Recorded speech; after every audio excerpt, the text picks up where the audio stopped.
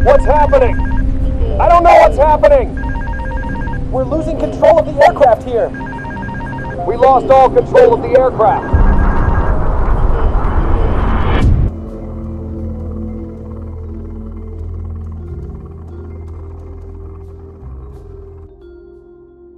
अब जिस मंजर का मुशाहिदा कर रहे हैं वो हवाबाजी की खौफनाक हादसों में से एक है।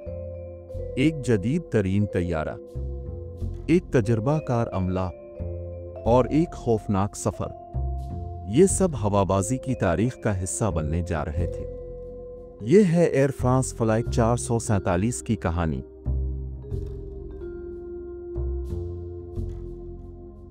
मई 2009 की रात थी। मकामी वक्त के मुताबिक तकरीबन रात 8 बजे का वक्त था। एयर फ्रांस फ्लाइट 447 ब्राज़ील की रियो डी जनेरो एयरपोर्ट से रवाना हुई। ये परवाज़ फ्रांस के शहर पेरिस की तरफ जा रही थी। ये सफ़र अटलांटिक समंदर के ऊपर से गुजरने वाला था। तैयारे को ब्राज़ील से शुमाल के तरफ उड़ना था और फिर शुमाली अटलांटिक उबूर करता हुआ यूरोप की जानिब बढ़ना था और आखिरकार उसे पेरिस में लैंड करना था। ये मुकम्मल परवाज़ आमतौर पर तकरीबन 12 घंटे की होती है। फ्लाइट 447 एक जदीद तैयारा था। ये एयरबस A330-200 मॉडल का तैयारा था। इसकी मुकम्मल मरम्मत अप्रैल 2009 में की गई थी। हादसे के वक्त तक इस तैयारे ने तकरीबन 19,000 घंटे परवाज़ की थी। इस तैयारे में 2 जनरल इलेक्ट्रिक CF6 इंजन नस्ब थे। इन इंजन्स में कोई फ़न्नी खराबी रिपोर्ट नहीं हुई थी। तैयारे में 216 मुसाफिर जबकि 12 क्रू मेंबर्स सवार थे।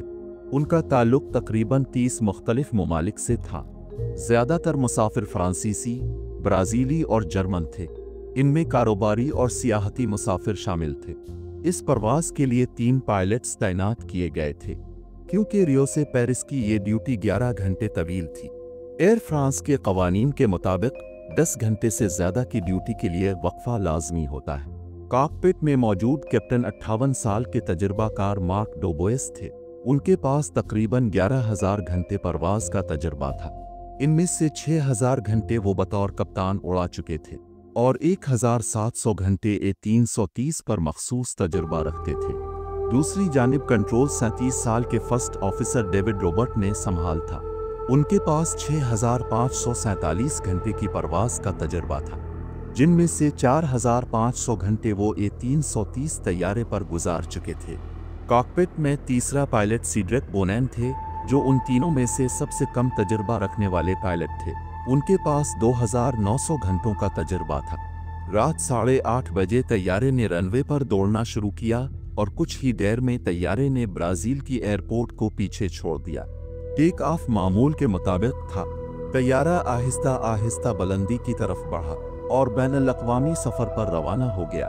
एयर फ्रांस के मामूल के तरीक़ाकार के मुताबिक 20,000 फुट की बुलंदी पर तब्दीली की गई। कप्तान आराम के लिए कॉकपिट से निकल गए। फर्स्ट ऑफिसर ने बाएं जानिब का कंट्रोल संभाल लिया और सेकंड ऑफिसर ने दाएं जानिब का कंट्रोल संभाला। तैयारा अपनी क्रूज़ ऑल्टीट्यूड पर पहुंच गया। ये बुलंदी FL 350 कहलाती है, यानी 35,000 फुट। परवाज़ के इब्तिदाई 2 घंटे मुकम्मल तौर पर मामूल के मुताबिक गुजरे, किसी किस्म का मसला पेश नहीं आया। रात 1:35 पर तैयारा अटलांटिक समंदर के फ़िज़ाई हुदूद में दाखिल हुआ। ये जनूबी अमेरिका के शुमाल से आगे समंदर की फ़िज़ा थी। उस वक्त इस हिस्से में मौसम खासा गैर मुतवक्के होता है, ख़ास तौर पर अटलांटिक रीजन की दरमियान। यहाँ गरज चमक के तूफ़ानों का एक तवील सिलसिला होता है। ये जोन तूफ़ानी हवाओं और बारिशों से जुड़े होते हैं।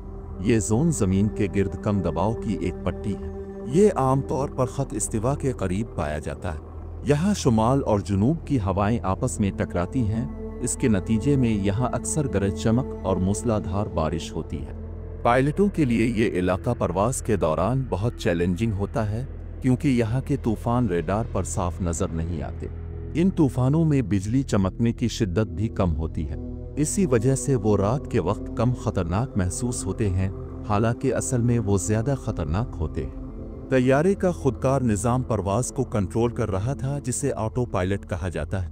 मगर कॉकपिट में मौजूद पायलट्स डेविड रॉबर्ट और सीड्रिक बोनेन मुसलसल ऑटो पायलट की निगरानी कर रहे थे, जबकि कप्तान मार्क डेव बूसा आराम कर रहे थे। फ्लाइट 447 इसी इलाके के पट्टी में दाखिल हुई जहां बारिश हो रही थी। वहां हल्की से दरमियानी बारिश और कमज़ोर गरज चमक मौजूद थी। तैयारे को मामूली से दरमियाने दर्जे के हवाई झटकों का सामना था, मगर ये आम दिनों के तरह नॉर्मल झटके नहीं थी। पायलटों ने परवाज़ को मज़ीद ऊंचा करने का सोचा। वो चाहते थे कि मौसम की खराबी से ऊपर निकल जाए, मगर वहाँ दर्जा हरारत बहुत ज़्यादा था और हवा गर्म थी, जो तैयारे के लिए ख़तरनाक साबित हो सकती थी। इसमें लिफ्ट पैदा करना मुश्किल होता है। यही वजह थी कि चढ़ाई मुमकिन ना हो सकी। अमले ने कॉकपिट की लाइट्स डैम कर दें और लैंडिंग लाइट्स ऑन कर दी ताकि बाहर देखा जा सके। 6 मिनट बाद फर्स्ट ऑफिसर ने केबिन क्रू को खबरदार किया। उन्होंने बताया कि अगले 2 मिनट में झटके महसूस होंगे। झटके महसूस होने लगे और ये दरमियाने दर्जे के थे। ऑटो पायलट अपना काम कर रहा था। तैयारा दाएं और बाएं हल्का सा झूल रहा था। बैंक एंगल, यानी जब एक जहाज दाएं बाएं जानिब मोड़ता है तो वो महज रुख नहीं बदलता, बल्कि उसे झुकना पड़ता है। उसे झुकाव को बैंक एंगल कहते हैं, और उस वक्त जहाज का बैंक एंगल 3 डिग्री दाएं और 5 डिग्री बाएं के दरमियान था। पायलट ने तैयारे को अपने असल रास्ते से 12 डिग्री बाएं मोड़ दिया गया। ये इक़दाम तूफान से बचने के लिए किया गया। 2 मिनट बाद तैयारा एक अपड्राफ्ट में दाखिल हुआ और तैयारे से बर्फ के ज़र्रात टकराने की आवाज़ें आईं, और उसकी वजह ये थी कि जब फ्लाइट 447 बहरीन ओकियानूस के ऊपर परवाज़ कर रही थी तो वो एक शदीद तूफ़ानी बादलों वाले इलाके से गुज़र रही थी। ये ख़त इस्तिवा के करीब का वो इलाका होता है जहाँ शुमाल और जुनूब की हवाएं टकराती हैं। यहाँ बुलंद बादल बनते हैं। इन बादलों के अंदर दर्जा हरारत बहुत कम होता है, हत्ता के बुलंद सतहों पर -40 डिग्री तक इससे भी कम हो जाता। ऐसे हालात में पानी के ज़र्रात हवा में बर्फ़ की सूरत में मौजूद होते हैं, जो कि हवाई जहाज के लिए ख़तरा बन सकते हैं।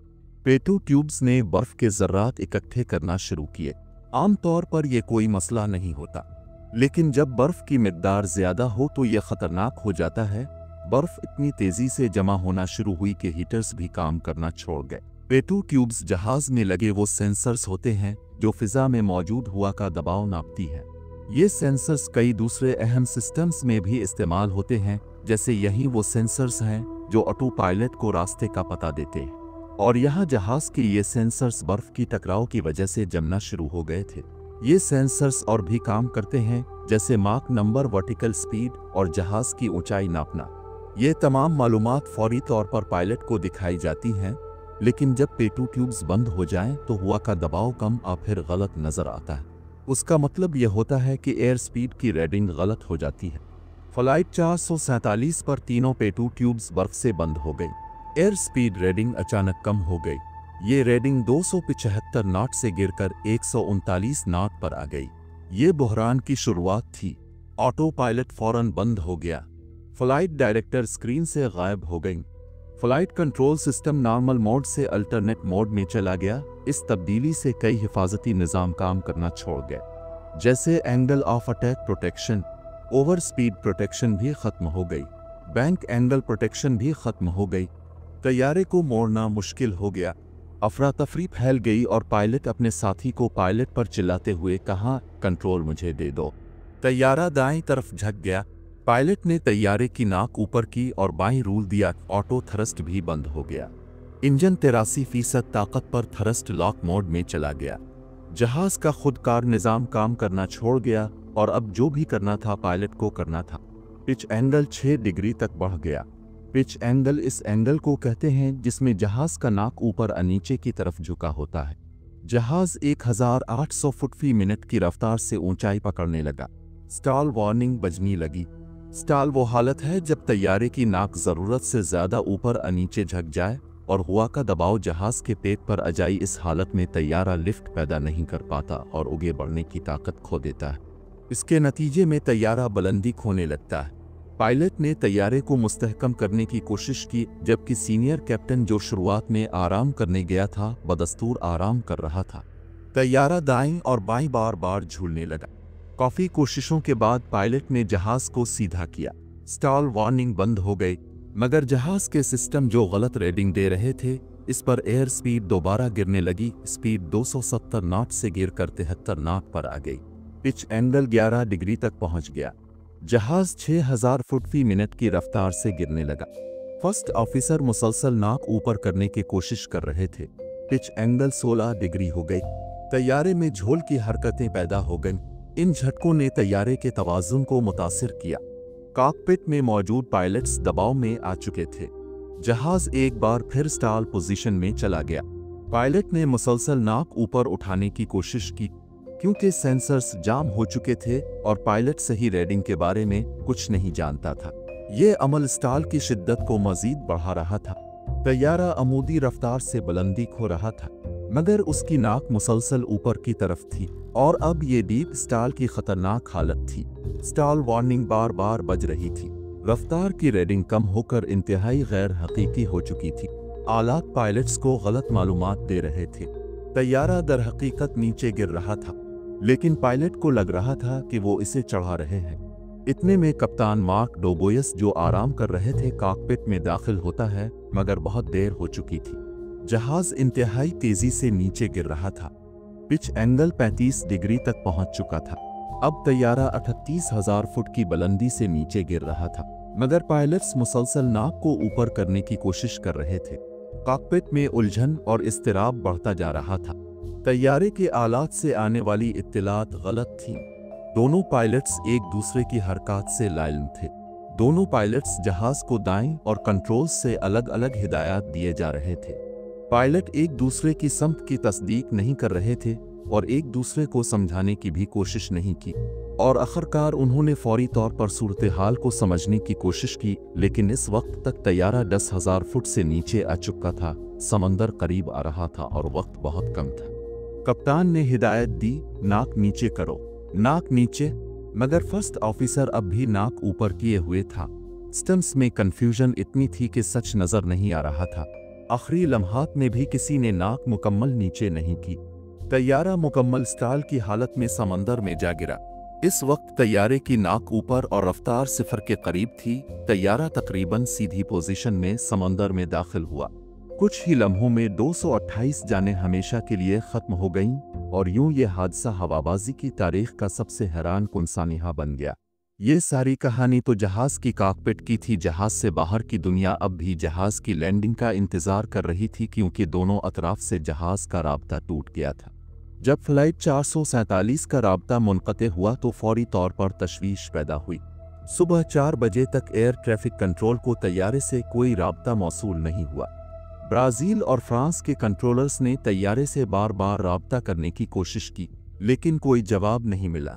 दोनों ने रेस्क्यू सर्विसेज को अलर्ट कर दिया। बहर ओकियानूस में एक बड़े सर्च ऑपरेशन का आगाज़ किया गया। इसमें हवाई जहाज़, बहरी जहाज़ और सैटेलाइट डेटा शामिल था। तैयारे का आखिरी मकाम वाज़े नहीं था।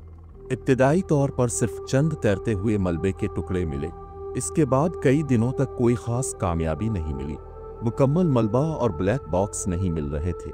तहकीकात तकरीबन एक राज बन चुकी थी। तैयारे का डेटा रिकॉर्डर और वॉइस रिकॉर्डर समंदर की तह में थे। ये इलाका 4000 मीटर से ज़्यादा गहरा था। फ्रांसीसी BEA ने मुकम्मल तहकीक शुरू की। अगले चंद महीनों में कई कोशिशें की गईं, लेकिन नाकाम रहे। 2011 में हादसे के 2 साल बाद एक आखिर कोशिश में बिलाखिर मलबा तलाश कर लिया गया।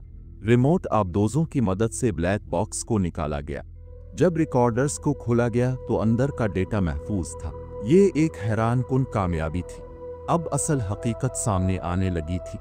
ब्लैक बॉक्स ने आखिरी 4 मिनट की मुकम्मल कहानी बता दी। पता चला कि तैयारा किसी तकनीकी खराबी से नहीं गिरा था। असल मसला बर्फ की वजह से पेटू ट्यूब्स के बंद होने से शुरू हुआ। इससे रफ्तार की रीडिंग गलत हो गई और ऑटो पायलट भी बंद हो गया था। तैयारा दस्ती कंट्रोल में आ गया। पायलट्स ने फौरी रद्द अमल दिया, मगर गलत समत में।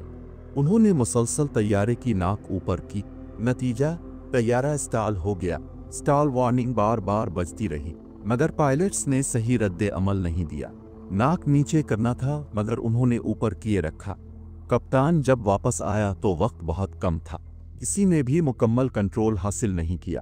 तैयारा सीधा समंदर में गिरा। ये एक तरबियती नाकामी का नतीजा था। पायलट्स को गैर मामूली सूरत हाल में रद्द अमल की मुकम्मल तरबियत नहीं थी, और यही तरबियत की कमी इस हादसे का सबब बनी। तकनीकी तौर पर तैयारा काबिल परवाज था। ये इंसान की गलती थी, ये एक इंसानी फॉल्ट था। सिर्फ एक गलती एक मनफी तारीख बनाने के लिए काफ़ी है। उम्मीद करते हैं ये वीडियो हमारे देखने वालों को पसंद आ गई होगी। आखिर में अब सबसे गुजारिश है कि हमारे चैनल को सब्सक्राइब करके हमें सपोर्ट दें। शुक्रिया।